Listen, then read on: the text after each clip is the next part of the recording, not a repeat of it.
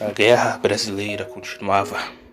Cyrox havia sido derrotado, apesar de ser a maior promessa atrás daqueles dois.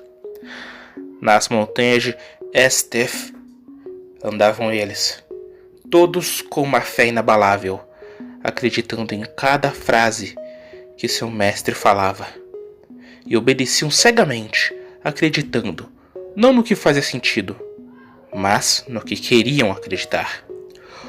O engraçado é que se ignorasse as bandeiras e dessem essa descrição, nem ao menos daria para saber de qual lado estou narrando. Um grupo caminhava levando seu mestre, carregado por pessoas cegas, ou, como o reino conhecia, gados. Carregando seu herói, quando ele passava, sempre gritavam: Bebeto! O Mito, o 22, o Imbrochável. Eram tantos nomes, porém, o mais comum era Bolsonaro. A mata era densa e o céu era nublado. A estrada de terra cheia de problemas atrapalhava. Se Bolsonaro soubesse que teriam tantos problemas, ele teria roubado menos. Eles iam até a capital, o estado de Brasília. Lá, o capitão se tornaria o líder da nação, com facilidade. E, naquelas montanhas, andando junto com seus gados, seus filhos caminhavam ao lado do pai. Ren perguntou: pai, qual o plano? Guarde paz de nossas forças. A manada não precisa de descanso. Leve os que estão bem para a arena. Mas onde eu deixo os que vão descansar? Tem 51 apartamentos ou quase botado. Agora, vai rápido, sem nenhuma rachadinha, e no caminho, meus amigos milicianos vão cuidar de você. Entendeu? Sim, pai. Ren levou aqueles homens com chifres para o meio da floresta. Seguindo seu rumo, Bolsonaro agora se via sozinho. Seu histórico seria muito útil ali. Em uma velocidade quase sobre-humana, ele correu. Já tinha perdido muitos gados, por isso ia lutar sozinho. Não queria arriscar que eles acabassem se batendo no caminho por baterem seus chifres uns nos outros. Mas, até lá, até chegar a hora de ficarem realmente descansados, eles, dormiriam como bons bois. Enquanto Bolsonaro corria, Lula o esperava. Pegar as montanhas demoraria, mas era melhor do que andar nas terras do espertinho. Logo, ele passou pela cidade, onde as pessoas gritavam seu título mais conhecido e talvez o mais característico: Mito! Mito! Bolsonaro achava engraçado, porque estavam comemorando e torcendo. Independente se o Bolsonaro ou o Lula vencessem, só deles serem as únicas opções, o povo já havia perdido de certa forma. Logo, o Mito se viu no gramado. Tinha chegado a hora. O Supremo Tribunal Federal estava à sua frente. Logo dentro, uma figura aguardava: Lula, o cachaceiro, o vermelho. O cabelo e barba eram grisalhas. Eram sua marca registrada, de certa forma. Ele estava sentado no trono. Estava pronto para o combate. Ele se encontrava dentro de uma arena. Era praticamente um estádio de futebol. Não muito diferente do que sua discípula havia financiado alguns anos atrás. Várias árvores se encontravam naquele local. O povo vermelho torcia com fervor para Lula. O velho até se surpreendia. Tomou um pouco de cachaça. Era difícil de acreditar. podia roubar dinheiro infinitamente das pessoas. Elas não se importavam, nem em 14 anos a ficha caiu. Não entendiam que seus tempos bons vinham de boom das commodities. Não dele exatamente. Era engraçado. Colocando dois como eles ali, colocaram homens no lugar de deuses e o país pagava o papo. Seria incrível, seria insano se apenas uma das pessoas na multidão tivesse olhado seus planos para o governo. Nem ao menos os seus, mas talvez o de qualquer candidato. Lula encarou a porta do Coliseu. Chegava a hora da batalha. Ele sentiu no coração. Mas ao invés de abrir, na porta surgiram várias rachaduras, ou melhor, rachadinhas. Bolsonaro entrou e com passos lentos ele olhou o seu adversário. Lula se levantou falando: companheiro, olha você. Chegou. Alguma dúvida sobre a luta? Não somos o exército, não vamos te dispensar. Sim. Na sua opinião, feminista tem o quê, duro? Nenhuma de minhas frases se compara com as suas frases, capitão. Há má gestão na pandemia, mas você não liga, afinal, você não é coveiro, né? Engraçado saber disso. Nessa época, você estava preso. Sim. Como seus filhos vão ficar? Os meus estão bem. Criei meus 2 filhos políticos para serem homens.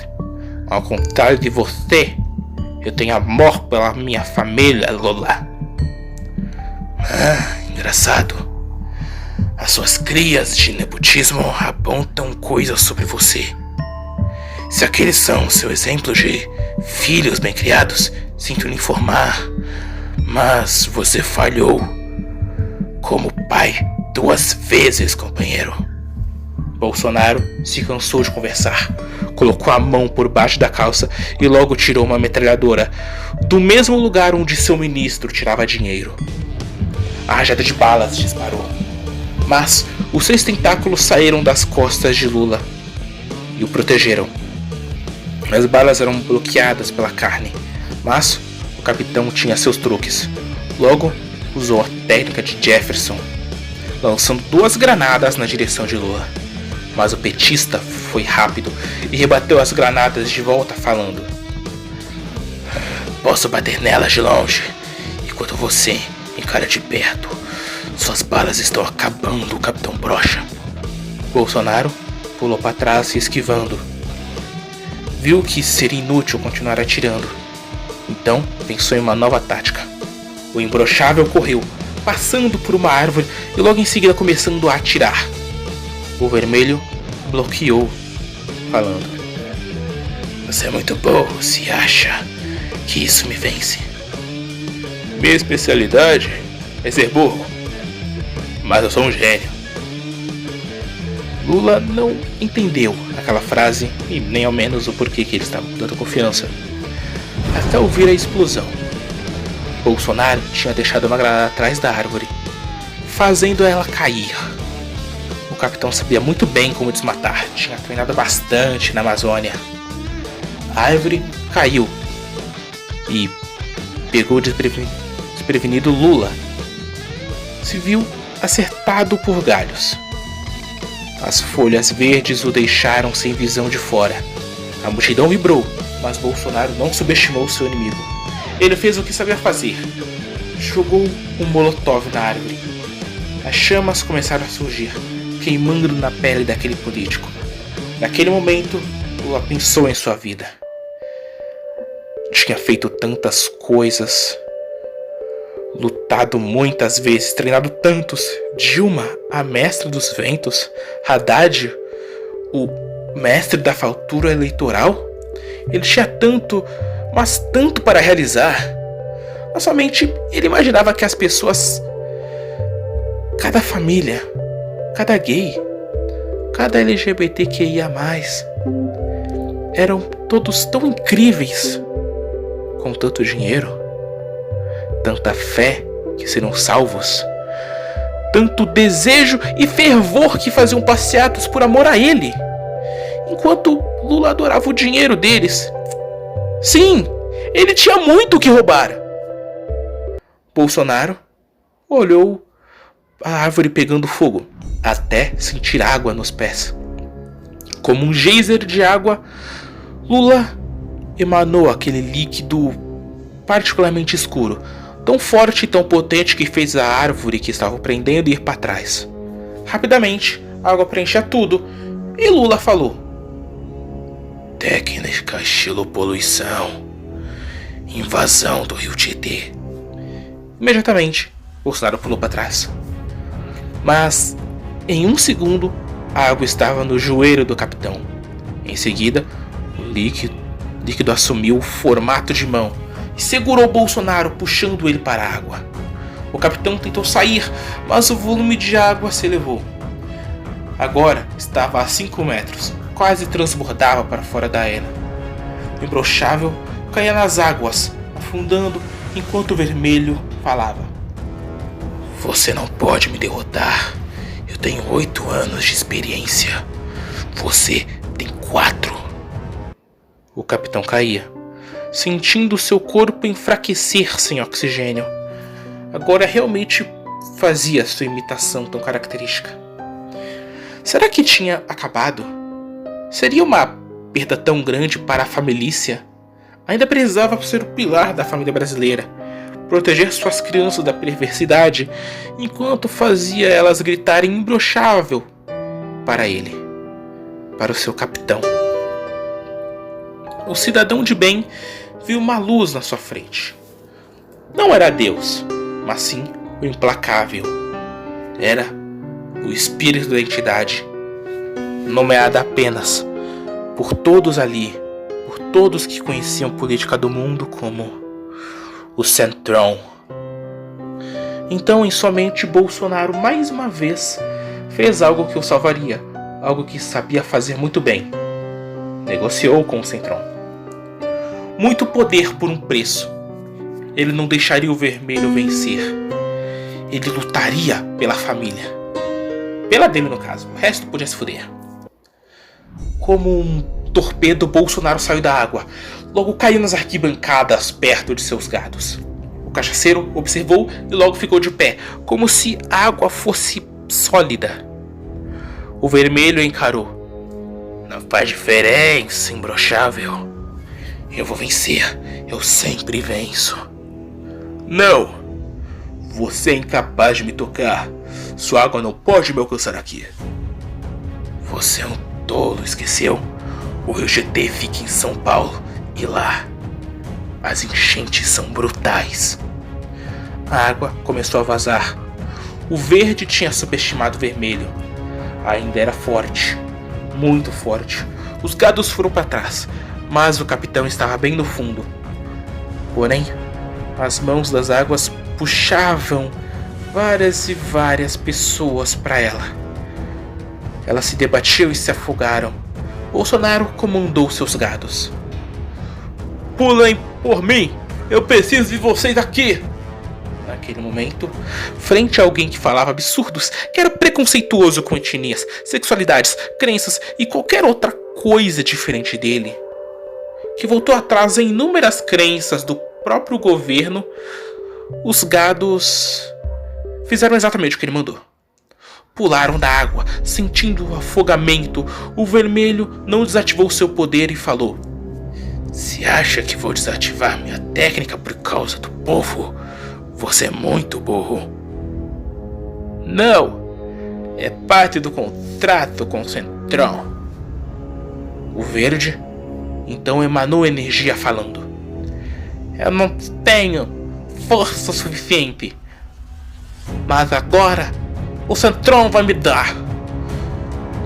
Você tem que tirar a fúria do meu martelo, a Excaligador. Uma espada cinzenta com chifres de boi, sendo uma guarda. Sua lâmina era verde. Era a hora da batalha. O capitão correu, dessa vez andando em cima dos corpos de seus gados, passando por eles como se fossem o chão. O vermelho tirou mais tentáculos e falou: "Você não vai dominar o país!" Os tentáculos saíram, bateram na água, criando uma cortina de fumaça, enquanto outros dois passavam em direção ao capitão. Bolsonaro viu o ataque vindo de uma forma que não pôde ver direito, mas bloqueou os tentáculos com sua espada, mas o outro acertou e puxou parte de sua carne no ombro. O verde odiou a dor, mas se soltou e voltou a correr, preparando um golpe que corria até o 9 dedos, gritando: "Manada infinita!" A fúria de todos os gados estavam em suas mãos. Um cachaceiro concentrou seu poder, gerando uma estrela vermelha. Então gritou: "O poder da mentira estelar!" A energia de todas as fake news e passações de pano estavam em seu domínio. Os 12 ataques se atingiram. O vencedor seria decidido, mas qual a diferença? Não tinha ninguém ao redor. Todos os civis estavam lá, na arena, mortos, afogados na podridão de um homem ou mortos pelo comando de um capitão que não ligava para eles. No fim, não importava qual vencesse. Não importa qual deles saia vencedor ou se sente na grande cadeira como presidente ou que tenha a grande faixa. Você, brasileiro, você já perdeu. E provavelmente vai perder no ano que vem. Talvez seja porque você vai esquecer ou alguma coisa do tipo. Afinal, a vida é assim, não é? Não. Essa é a vida que a política brasileira criou. Essa é a vida que você acha normal. Essa é a vida que o governo proporcionou para você. Bem-vindo ao Brasil. E é assim que vai continuar por décadas. Por quê? Porque as pessoas sempre vão aceitar isso. E é assim que vamos morrer. É assim que seus filhos vão viver. É assim que, bem, tudo vai ser. Talvez para sempre. Mas você não vai viver para ver isso. Bem, boa sorte. Eu sugiro que se preocupe com a comida. A fila dos ossos é muito grande.